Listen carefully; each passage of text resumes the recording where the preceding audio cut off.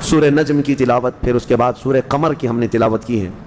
سورہ قمر میں اللہ تعالیٰ نے حضرت نوح علیہ السلام کی قوم پر جو عذاب آیا اس کا ذکر فرمایا، طوفان نوح جو آیا تھا، فدعا ربہ انی مغلوب فانتصر۔ حضرت نوح علیہ السلام یہ وہ نبی ہیں جن کو اللہ نے 950 سال کی عمر عطا کی۔ کتنے؟ 950 سال، اور وہ تبلیغ کرتے رہے 950 سال کوئی چیز ہے؟ آپ اندازہ کر سکتے ہیں۔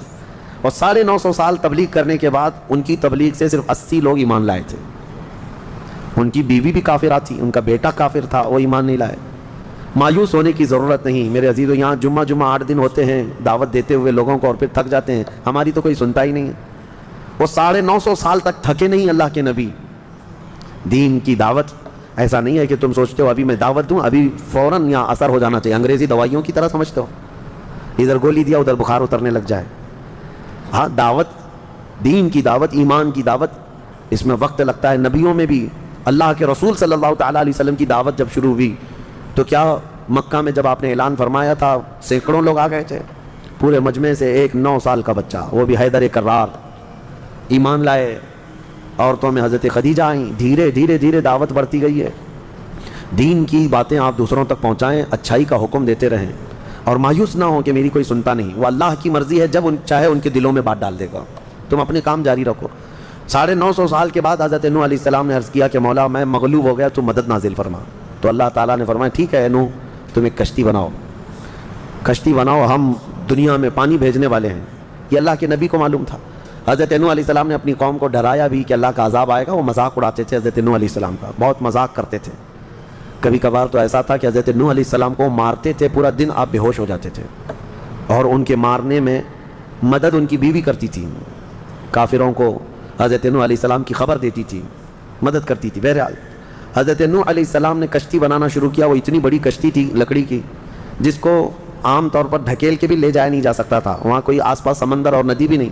اس پر بھی لوگ مذاق اڑانے لگے کہ خشکی میں اتنی بڑی کشتی بنا رہے ہو، اس کو اٹھا کر سمندر تک لے جاؤ گے کیسے؟ انہوں نے کہا اس وقت بھی کہ آ جاؤ میری کشتی میں، اگر اللہ کا عذاب آیا تو تم سب ہلاک ہو جاؤ گے۔ وہ سب مذاق اڑاتے تھے، کون سا عذاب، کیسا عذاب؟ تو پھر اللہ فرماتا ہے ففتحنا ابواب السماء بماء منہمر، ہم نے آسمان کے سارے دروازے کھول دیے پانی سے، وفجرنا الارض عیونا، اور پھر ہم نے زمین کو پھاڑ دیا کہ زمین پانی اگلنے لگ گئی۔ فالتقى الماء على امر قد قدر، پانی بڑھتا گیا اتنا کہ آسمان سے بھی برستا تھا، زمین سے بھی نکلتا تھا۔ میرے عزیزو، آپ نے تو ممبئی میں باڑھ دیکھی ہے، سیلاب دیکھی ہے، یہاں پانی جب بھر جاتا ہے تو موت گلے تک آ جاتی ہے، خوف طاری ہوتا ہے۔ یہ تو ہلکا پھلکا پانی، 1 مالا ڈوبا ہوگا، کسی کا 2 مالا، لیکن وہ نوح علیہ السلام کے زمانے میں جو طوفان آیا، زمین کا کوئی پہاڑ بھی باقی نہیں تھا، اس کے اوپر پانی جا چکا تھا، زمین پر کوئی پہاڑ بھی باقی نہیں تھا۔ اور جو کفار آپ کی کشتی میں نہیں آئے وہ سب غرق ہوئے، یہاں تک کہ ان کا بیٹا جو کشتی میں نہیں آیا، آپ نے فرمایا تھا یا بنی ارکب معنا ولا تکن مع الکافرین، اے میرے بیٹے آ جا، ہمارے ساتھ سوار ہو جا، کافروں کے ساتھ مت جا۔ اس نے کہا تھا قال سآوی الی جبل یعصمنی من الماء، میں ایک پہاڑ کے اوپر جاؤں گا، مجھے پانی سے میں بچ جاؤں گا۔ اللہ نے فرمایا لا عاصم اليوم، آج کے دن کوئی بچانے والا نہیں ہے تمہیں، سب ختم ہو گئے۔ حضرت نوح علیہ الصلوۃ والتسلیم کی کشتی میں جتنے لوگ سوار تھے، یہ کشتی تقریباً 40 دن تک روئے زمین پر پانی پر تیرتی رہی۔ پھر جب طوفان ختم ہوا تو کنارے پر جا کر کے یہ لگی، اس میں کئی دن گزر گئے، تو اللہ کی حمد بیان کی آپ نے، اور اللہ کریم کی اس نجات پر شکر بھی ادا کیا اللہ کا۔ وہ 10 محرم کا دن تھا، تو نوح علیہ السلام کی قوم پر آیا ہوا عذاب کا ذکر سورہ قمر میں اللہ تعالیٰ نے فرمایا ہے۔ اور اس سورہ قمر میں ایک آیت مکرر 4 مرتبہ اللہ تعالیٰ نے ارشاد فرمایا وَلَقَدْ يَسَّرْنَا الْقُرْآنَ لِلذِّكْرِ فَهَلْ مِن مُدَّكِرٍ، ہم نے قرآن یاد کرنے کے لیے آسان بنایا، ہے کوئی یاد کرنے والا؟ جواب دینا آپ لوگ اللہ کی بارگاہ میں۔ اللہ فرما رہا ہے ہم نے یاد کرنے کے لیے قرآن آسان کیا ہے کوئی یاد کرنے والا؟ شاید اکثر مسلمان یہی کہیں گے ہم یاد کرنے والے نہیں ہیں، یاد کرنا تو دور کی بات ہے، پڑھنے والے نہیں ہیں، صفحہ 2 صفحہ پڑھ کر کے بھاگنے کا جی چاہتا ہے۔ ہم دیکھتے ہیں قرآن ہاتھ میں لیتے ہی کتنے لوگوں کا دل بے قابو ہونے لگتا ہے، اکتاہٹ آنے لگتی ہے، نعوذ باللہ من ذالک۔ یہ وہ دل ہیں جو کالے ہو چکے ہیں، یہ وہ دل ہیں جو بیمار ہو چکے ہیں گناہوں کی وجہ سے، ان کے ہاتھوں میں قرآن زیادہ دیر تک نہیں آ سکتا۔ اللہ کریم فرما رہا ہے کہ ہم نے قرآن یاد کرنے کے لیے آسان بنایا۔ میں سب کے لیے نہیں کہتا الا ماشاءاللہ، ابھی تو سال بھر کی بات تو چھوڑو، رمضان آیا ہے، ذرا گریبان میں جھانک کر کے دیکھنا کتنے پارے آج تک تلاوت کر چکے، تراویح کو چھوڑ کر کے قرآن کتنے لوگ اٹھائے، کتنے لوگوں نے پڑھا، کتنی تلاوت ہوئی۔ اللہ کی بارگاہ میں سب جواب دینا ہوگا آپ کو۔ قرآن میں رب تعالیٰ نے بار بار فرمایا، 4 بار فرمایا، ہم نے یاد کرنے کے لیے آسان بنایا ہے، کوئی یاد کرنے والا نہیں، پڑھنے والا بھی نہیں ہے۔ گھروں میں جو قرآن رکھے ہوئے ہیں مصحف، اس پر تو دھول جمع ہو رہی ہے، لوگ اس کو بھولے سے بھی ہاتھ نہیں لگاتے۔ عزیزان گرامی، حدیث پاک میں ہے، میرے آقا فرماتے ہیں کل قیامت کے دن جس کے خلاف قرآن اور رمضان کھڑے ہو جائیں گے اس کو دوزخ میں جانے سے کوئی نہیں بچا سکے گا۔ جھگڑا کریں گے یہ قرآن اور رمضان، جس کے خلاف کھڑے ہو گئے کہ مولا اس کو دوزخ میں بھیجنا ہے، اللہ ان کی سفارش پر ان کو دوزخ بھیجے گا، اور ان سے دوزخ سے بچانے والا پھر کوئی نہیں ہوگا۔ قرآن اور رمضان یہ کمبینیشن ہے، اس کو آپ رمضان میں کثرت سے پڑھو، تلاوت کرو، اور جسے نہیں آتا وہ سیکھنے کی تو کوشش کرو۔ میرے اپنے اندازے کے مطابق عام دماغ رکھنے والا، بہت اعلیٰ دماغ نہیں، عام دماغ رکھنے والا بندہ بھی 40 دن میں قرآن سیکھ سکتا ہے، بہت آسان ہے۔ پر ڈے اگر ایک حرف بھی سیکھا تو الف سے لے کر یا تک 29 حرف ہیں، 29 حرف ہیں، اور زبر زیر پیش، 2 زبر 2 زیر 2 پیش، مد جزم تشدید، یہ کل ملا کر کے جو حرکتیں ہیں یہ 11 ہیں۔ ایک دن ایک حرف سیکھے اور ایک دن ایک حرکت سیکھے تو 11 اور 29 40 دن ہو جاتے ہیں۔ 40 دن میں یہ تو پورا قرآن سیکھ جانا چاہیے، اس کو بڑا آسان ہے۔ میں یہ نہیں کہہ رہا کہ آج ہی بیٹھ کر کے 2 صفحے پڑھو، آج خالی الف پڑھ کر کے چلے جاؤ، دوسرے دن صرف با پڑھ کر کے چلے جاؤ، تیسرے دن صرف تا پڑھ کے چلے جاؤ، چوتھے دن صرف سا پڑھ کے چلے جاؤ۔ ایک حرف بھی ایک دن سیکھ لیا تم نے تو 40 دن میں تمہیں آ جانا چاہیے۔ برسوں ہو گئے، جوانیاں ختم ہو گئی، بڑھاپا آ گیا، لیکن قرآن نہیں آتا۔ اس کی وجہ ہے کہ تم نے کوشش ہی نہیں کیا۔ درس قرآن اگر ہم نے نہ بھلایا ہوتا، یہ زمانے نے زمانہ نہ دکھایا ہوتا، وہ زمانے میں معزز تھے مسلمان ہو کر، آج ہم خار ہوئے ہیں تاریک قرآن ہو کر، قرآن کو چھوڑ کر کے۔ بہرحال سورہ قمر کے بعد اللہ کریم نے جو سورہ ہمیں قرآن پاک میں عطا فرمائے وہ سورہ رحمان ہے۔ سورہ رحمان، اس میں جھنجھوڑنے والی آیتیں ہیں۔ اللہ تعالیٰ نے بار بار جنات اور انسانوں سے یہ سوال فرمایا، فَبِأَيِّ آلَاءِ رَبِّكُمَا تُكَذِّبَانِ، بتاؤ اے جنات و انسانوں تم میری کون کون سی نعمتوں کو جھٹلاؤ گے۔ نبی پاک صلی اللہ علیہ وسلم جب یہ سورہ تلاوت کر رہے تھے تو صحابہ خاموشی سے سنتے رہے۔ پھر جب سورہ پوری مکمل تلاوت ہوئی تو نبی اکرم صلی اللہ علیہ وسلم فرماتے ہیں میں نے یہ جنات کے سامنے تلاوت کی، وہ تم سے بہتر جواب دے رہے تھے، جنات تم سے بہتر جواب دے رہے تھے، وہ روتے جا رہے تھے، سجدوں میں گر جاتے اور یوں کہتے تھے اے اللہ ہم تیری کسی بھی نعمت کو نہیں جھٹلاتے، فلک الحمد یا اللہ، تمام تعریفیں تیرے لیے ہیں اے رب کائنات۔ سورہ رحمان پڑھنے کے بعد رونگٹے کھڑے ہو جانا چاہیے۔ تمہیں کون کون سی نعمتوں سے اللہ نے نہیں نوازا، کون سی نعمتیں نہیں ہیں۔ ایک سانس لیتے ہو نعمت ہے، ایک سانس چھوڑتے ہو یہ اللہ کی نعمت ہے۔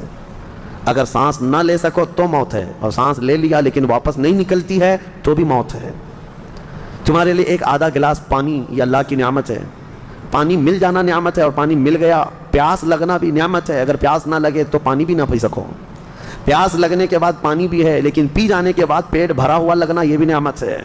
سیراب ہو جانا یہ نعمت ہے، ورنہ کچھ بیماریاں ایسی ہیں کہ تم پورے مٹکے کے مٹکے ڈالتے رہو پیٹ نہیں بھر سکتا۔ بھوک لگنا نعمت ہے، کھانا ملنا نعمت ہے، اور کھانے کے بعد پیٹ شکم سیر ہو جانا یہ بھی نعمت ہے۔ پیٹ بھرا ہوا محسوس ہونا یہ بھی نعمت ہے، ورنہ ہیضے کی بیماری ایسی ہے کہ ایک آدمی 10 مرغیاں بھی کھا لے زبان سے اس کی بھوک ختم نہیں ہوتی، بیماری ہے یہ دنیا میں۔ اللہ نے سب نعمتوں سے تمہیں نوازا ہے، بھوک بھی لگتی ہے، کھانا بھی ملتا ہے، اور پیٹ بھی بھرا ہوا ہوتا ہے، اور پیٹ بھر جانے کے بعد غلاظت کا نکل کر کے جانا یہ بھی نعمت ہے، فضلہ نکل کر کے چلا جائے یہ بھی نعمت ہے۔ اگر نہیں نکلتا پیشاب پاخانہ جسم میں زہر بن جاتا ہے، 3 دن سے زیادہ تم اپنے پیٹ میں چیزیں روک نہیں سکو گے۔ اس کے بعد ہوگا یہ کہ پیشاب نہیں ہو رہا ہے، پخانہ نہیں ہو رہا ہے، تو جاؤ ڈائلیسس مشین میں ہے، اس لیے کہ پیشاب کا پانی پورے جسم میں خون کے ساتھ مل کر کے تمہارا کریٹینن بڑھا دے گا۔ اور اسی کو تو ڈاکٹر لوگ ابھی پیسے چھیلتے ہیں کہ گلے میں یہاں پر مشین ڈال کر کے پورا خون نکالتے ہیں، مشین میں 4 گھنٹے تک فلٹر کرتے ہیں، پانی الگ کرتے ہیں، پھر خون الگ کر کے واپس جسم میں ڈالتے ہیں۔ اور ایسا شخص جس کا پانی نہیں نکلتا ہر 2 دن پہ اس کو ڈائلیسس کرانا پڑتا ہے کہ پانی نکالنا ہے، اور پھر پانی کتنا لمیٹڈ پینا ہے، 2 دن کے اندر آدھا لیٹر پانی پینا ہے بس، اس سے زیادہ پانی نہیں پی سکتا۔ ڈاکٹر سختی سے منع کرتے ہیں۔ سوچو کون کون سی نعمتوں کو جھٹلاؤ گے اللہ کی۔